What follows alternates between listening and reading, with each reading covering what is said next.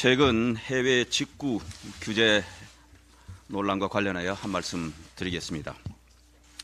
지난 16일 정부가 발표한 내용 중 총 80개 품목에 대해 국가 인증 통합마크, 즉 KC 인증이 없는 제품에 대한 해외 직구를 제한한다는 내용이 혼선을 빚었고, 결국 19일 어제 정부가 안전성 조사에서 위해성이 확인된 제품만 사후적으로 해외 직구를 제한할 방침이라고 해명했습니다.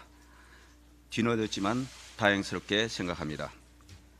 국민 안전과 직결된 해외 직구 제품, 특히 어린이가 사용하는 제품과 전기 생활용품, 생활화학 제품으로부터 인체 위해를 차단하기 위한 점검을 강화하겠다는 정부의 당초 취지에는 공감합니다.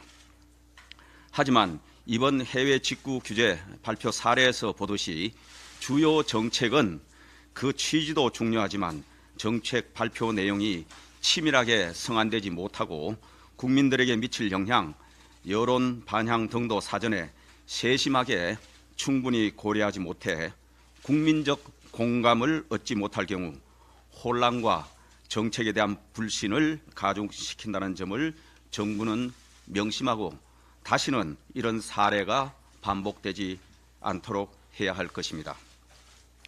앞으로 정부 각 부처는 각종 민생 정책, 특히 국민 일상생활에 미치는 영향이 큰 주요 정책을 입안하는 과정에서 반드시 당과 사전에 충분히 협의해 줄 것을 촉구합니다. 당정 협의 없이 설익은 정책이 발표되어 국민들의 우려와 혼선이 커질 경우 당도 주저없이 정부에 대해 강한 비판의 목소리를 낼 것임을 분명히 말씀드립니다. 순직해병 특검법 관련해 한 말씀 드리겠습니다. 지난 2023년 7월 집중호우로 인한 실종자 수색 작업 중 급류에 휩쓸려 순직한 고 최수건 상병에게 다시 한번 진심으로 애도의 뜻을 표하며 유족들께 깊은 위로의 뜻을 전합니다. 여당 원내대표로서 국가의 의무를 다하다가 순직한 최상병 사건의 진상을 규명하기 위해 공정한 수사가 이루어질 수 있도록 모든 지원을 다하겠다는 약속을 드립니다. 하지만 민주당이 국회에서 통과시켜 현재 정부에 이송된 특검법은 공정하고 엄정한 수사를 위한 법이 아니라는 것을 분명하게 말씀드립니다. 첫째, 최상병 사건은 경찰과 공수처 두 개 수사기관이 수사를 진행하고 있는 사안입니다. 본래 특검은 수사기관이 수사를 하고 난 다음 공정성과 객관성이 의심되는 특별 사안에 대해 보충적 예외적으로 도입하는 것입니다. 수사기관이 수사를 지켜본 뒤에 도입 여부를 결정하는 것이 마땅합니다. 둘째, 특검은 여야 합의에 입각해 추진해야 하는 제도입니다. 그동안 총 13번의 특검 중 12번이 여야 합의로 실시되었습니다.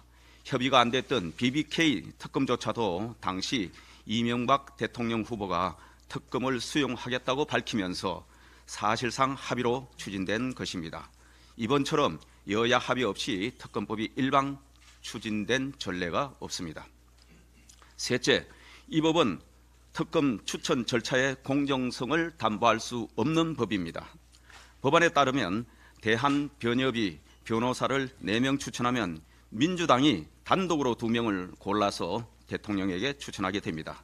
이렇게 특정 정당이 추천권을 독점하는 임명 방식으로는 특검의 중립성을 담보할 수가 없습니다. 넷째, 법안 제12조 대국민 보고 규정은 피사실 공표 논란이 불가피한 독소 조항입니다. 이 규정은 국정농단 특검 당시 처음 도입되었을 때부터 논란이 많았습니다. 특검의 언론 브리핑 과정에서 사실상 피사실이 공개되어 인권 침해 논란이 불가피합니다. 이러한 이유로 국민의힘은 현재 정부에 이송된 순직해병 특검법에 찬성할 수 없다는 것을 분명히 말씀드립니다.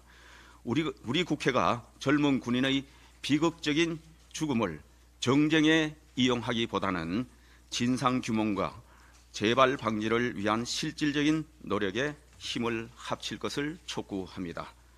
수사기관에도 촉구합니다. 한 점 의혹이 없도록 신속하고 엄정한 수사를 진행해 주시기 바랍니다. 이상입니다.